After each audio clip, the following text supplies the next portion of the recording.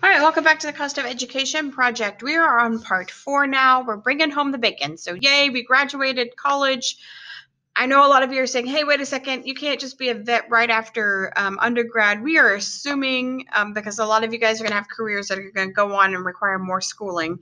But for the simplicity of this project, we're assuming after 4 years, you can be a veterinarian or a pediatrician or a lawyer, whatever it is that you want to be.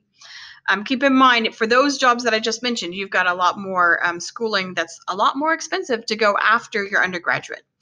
But for our project here, after 4 years, you've graduated, you're now a veterinarian. We need to go back and figure, I'm not sure if I showed you how to do this in Naviance before. So let's go back, and we're wanting to be a veterinarian. Oh, here it is popping up for me. Nice. Veterinarian. If I go into Naviance, it's going to show me, here's the career down here, veterinarian, that popped up. And then you've got your 4 tabs for veterinarian. That 4th tab is always going to be wages. So you want to go to wages. Since I stayed in the state of Texas, I get to get Texas average salary. So if you decided to go to school in a different state, for instance, I said before you had family up in Michigan, you wanted to go to Michigan State. If you went to Michigan State, you've got to stay in Michigan. For the sake of this project, you have to stay in Michigan to get your job. So you're going to stay in Michigan, and you're going to be earning $90,000 up in Michigan to be a veterinarian. It's okay. Their cost of living is a little cheaper there too. So Texas, I'm earning $109,920. So when I come to my answer document, it says average salary. That's where I write in the $109,920. So then we need to figure out how much of that money do I get to bring home each month. And so we're going to go to this URL here. We're going to plug it in. I've already done so, and it brings you to a take-home paycheck calculator. So even though I'm earning $109,920, which some people that chose to be teachers are really jealous of that number right now, I don't get to bring home all 109,000 because we have taxes to pay, we have health insurance we have to pay, 401ks to save for retirement. So all that's going to come out. So first we're going to make it monthly frequency. We're going to assume we did not get married in college, so it's going to be filing single. We don't have any kids, so we're going to leave it as allowances of 2. I know that's a little weird, but we're going to leave it as allowances 2. And then for your total pre-tax monthly, this 500, that was 10% of the 50,000 they had up there.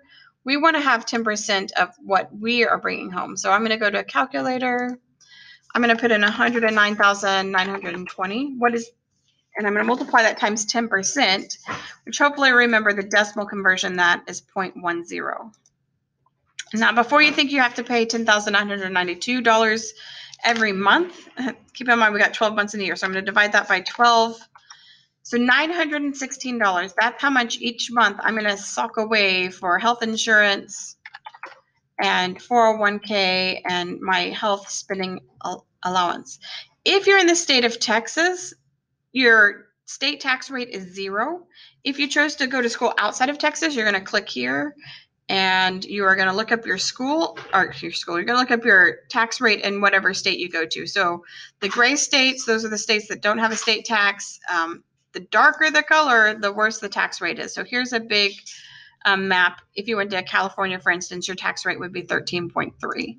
And that's what you would plop in here. But we stayed in Texas, so it's 0. The city tax rate, we're not going to get too complicated because you could be in any city in those states. So just leave that as 0 for now. And we are not going to be a self-employed independent contractor. You may be, but for the sake of this project, say no. And we're going to hit calculate. And so what this is telling me, of the amount that I bring home each month, I'm going to pay this much in taxes. So this is my gross pay per month. This is how much I have to pay in taxes, how much I have to pay in Social Security, Medicare, how much I'm getting deducted. That's that 916 that we calculated. And so this is how much we're bringing home each month, $6,442.12. So that is the value that I am going to put on my answer document where it says monthly payment. So that's going to be, I'm going to type it in, $6,442.12. Now, of that $6,442.12, do I get to bring that? of that $6,442, how much of that can I spend on student loans? I can't spend $6,000 on student loans because guess what?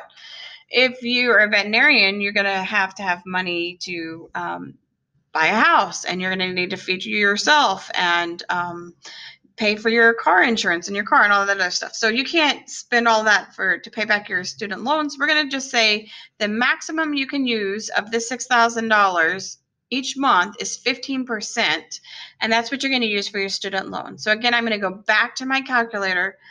I'm going to put in the $6,442.12. Now I'm multiplying it by 15%, so that's 0.15. And that gives me $966.32. That's the maximum that I can pay each month out of my paycheck to go towards student loans. So that is the section of bringing home the bacon. This is the amount that I can pay back each month. And we're about to go in to figure out, okay, let's go shopping for some student loans then.